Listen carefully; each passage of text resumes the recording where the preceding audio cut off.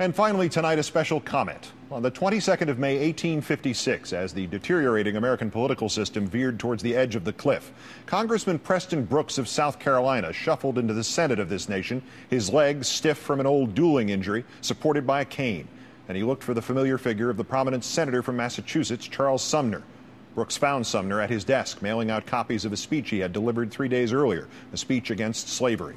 The congressman matter-of-factly raised his walking stick in midair and smashed its metal point across the senator's head. Congressman Brooks hit his victim repeatedly. Senator Sumner somehow got to his feet and tried to flee. Brooks chased him and delivered untold blows to Sumner's head. Even though Sumner lay unconscious and bleeding on the Senate floor, Brooks finally stopped beating him, only because his cane finally broke. Others will cite John Brown's attack on the arsenal at Harper's Ferry as the exact point after which the Civil War became inevitable. In point of fact, it might have been that moment, not when Brooks broke his cane over the prostrate body of Senator Sumner, but when voters in Brooks's district started sending him new canes. Tonight, we almost wonder to whom President Bush will send the next new cane. There is tonight no political division in this country that he and his party will not exploit nor have not exploited. No anxiety that he and his party will not inflame. There is no line this president has not crossed nor will not cross to keep one political party in power. He has spread any and every fear among us in a desperate effort to avoid that which he most fears, some check, some balance against what has become not an imperial but a unilateral presidency. And now it is evident that it no longer matters to him whether that effort to avoid the judgment of the people is subtle and nuanced or laughably transparent. Senator John Kerry called him out on Monday. He did it 2 years too late. He had been too cordial, just as Vice President Gore had been too cordial in 2000, just as millions of us have been too cordial ever since. Senator Kerry, as you well know, spoke at a college in Southern California. With bitter humor, he told the students that he had been in Texas the day before, that President Bush used to live in that state, but that now he lives in the state of denial. He said the trip had reminded him about the value of education, that, quote, if you make the most of it, if you study hard, you do your homework, and you make an effort to be smart, you can do well. If you don't, you can get stuck in Iraq. The senator, in essence, called Mr. Bush stupid. The context was unmistakable. Texas, the state of denial, stuck in Iraq, no interpretation required. And Mr. Bush and his minions responded by appearing to be too stupid to realize that they had been called stupid. They demanded Kerry apologize to the troops in Iraq, and so he now has. That phrase, appearing to be too stupid, is used deliberately, Mr. Bush, because there are only three possibilities here. One, sir, is that you are far more stupid than the worst of your critics has suggested, that you could not follow the construction of a simple sentence, that you could not recognize your own life story when it was deftly summarized, that you could not perceive it was the sad ledger of your presidency that was being recounted. This, of course, compliments you, Mr. Bush, because even those who do not make the most of it, who do not study hard, who do not do their homework, and who do not make an effort to be smart, might still just be stupid but honest. No, the first option, sir, is at best improbable. You are not honest. The second option is that you and those who work for you deliberately twisted what Senator Kerry said to fit your political template, that you decided to take advantage of it to once again pretend that the attacks solely about your own incompetence were in fact attacks on the troops or even on the nation itself. The third possibility is obviously the nightmare scenario, that the first two options are in some way conflated, that it is both politically convenient for you and personally satisfying to you to confuse yourself with the country for which, sir, you work.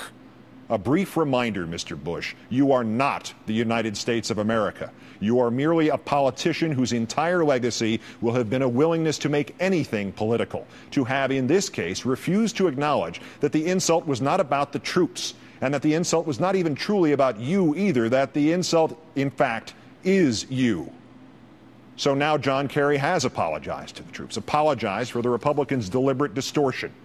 So now you, Mr. Bush, will make the apologies you owe our troops, right?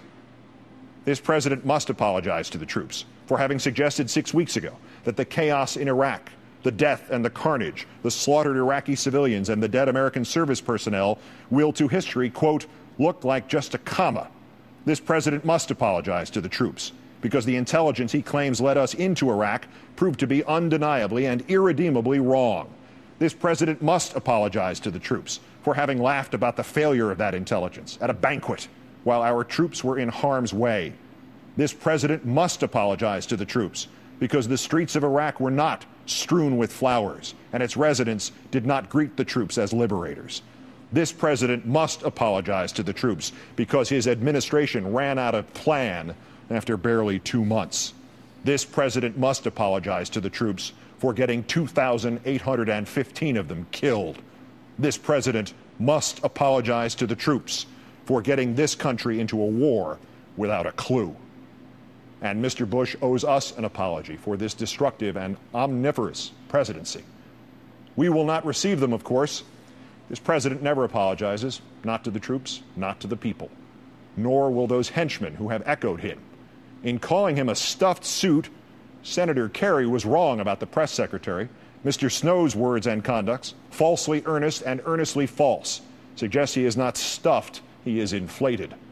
And in leaving him out of the equation, Senator Kerry gave an unwarranted pass to his old friend Senator McCain, who should be ashamed of himself tonight.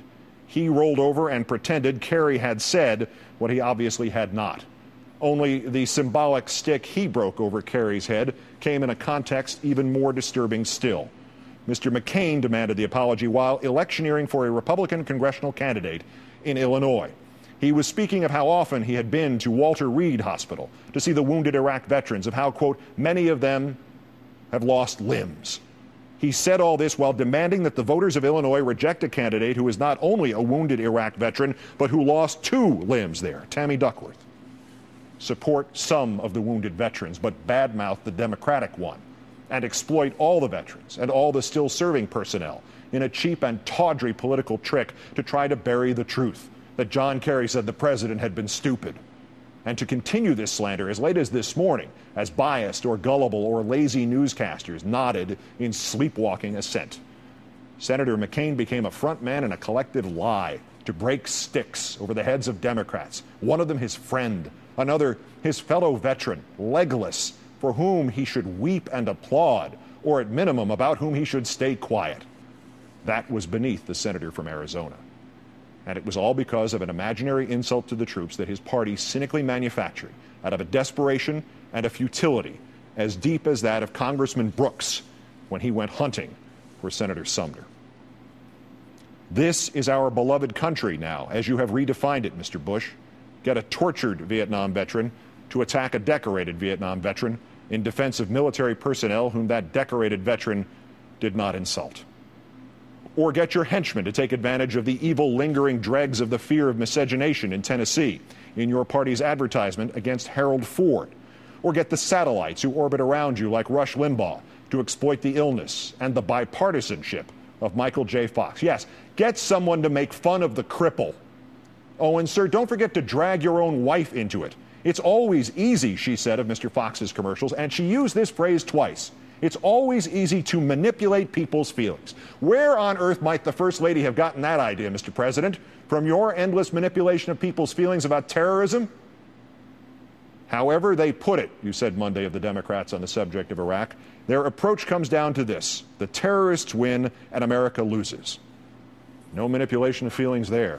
No manipulation of the charlatans of your administration into the only truth tellers. No shocked outrage at the Kerry insult that wasn't. No subtle smile as the First Lady silently sticks the knife in Michael J. Fox's back. No attempt on the campaign trail to bury the reality that you have already assured that the terrorists are winning. Winning in Iraq, sir. Winning in America, sir. There we have chaos. Joint U.S.-Iraqi checkpoints at Sadr City, the base of the radical Shiite militias. And the Americans have been ordered out of by the Prime Minister of Iraq, and our Secretary of Defense doesn't even know about it. And here we have deliberate, systematic, institutionalized lying and smearing and terrorizing, a code of deceit that somehow permits a president to say, quote, if you listen carefully for a Democrat plan for success, they don't have one. Permits him to say this, while his plan in Iraq has amounted to a twisted version of the advice once offered to Lyndon Johnson about his Iraq, the thing called Vietnam. Instead of declare victory and get out, we now have declare victory and stay indefinitely. And also here we have institutionalized the terrorizing of the opposition. True domestic terror, Critics of your administration in the media, sir, receive letters filled with fake anthrax. Braying newspapers, sir, applaud or laugh and reveal details the FBI asked to have kept quiet and thus impede or ruin the investigation. A series of reactionary columnists, sir, encourages treason charges against a newspaper that published supposed national security information that was openly available on the internet. One radio critic receives a letter threatening the revelation of as much personal information about her as can be obtained and expressing the hope that someone will then shoot her with an AK-47 machine gun. And finally, a critic of the incumbent Republican senator, a critic armed with nothing but words, is attacked by the senator's supporters and thrown to the floor in full view of television cameras as if someone really did want to reenact the intent and the rage of the day Preston Brooks found Senator Charles Sumner. Of course, Mr. President, you did none of these things. You instructed no one to mail the fake anthrax, nor undermine the FBI's case, nor call for the execution of the editors of the New York Times, nor threaten to assassinate Stephanie Miller, nor beat up a man yelling at Senator Allen, nor have the First Lady knife Michael J. Fox, nor tell John McCain to lie about John Kerry. No, you did not, sir. And the genius of that thing is the same as in King Henry's rhetorical question about the Archbishop Thomas Becket. Who will rid me of this meddlesome priest? All you have to do, sir, is hand out enough new canes.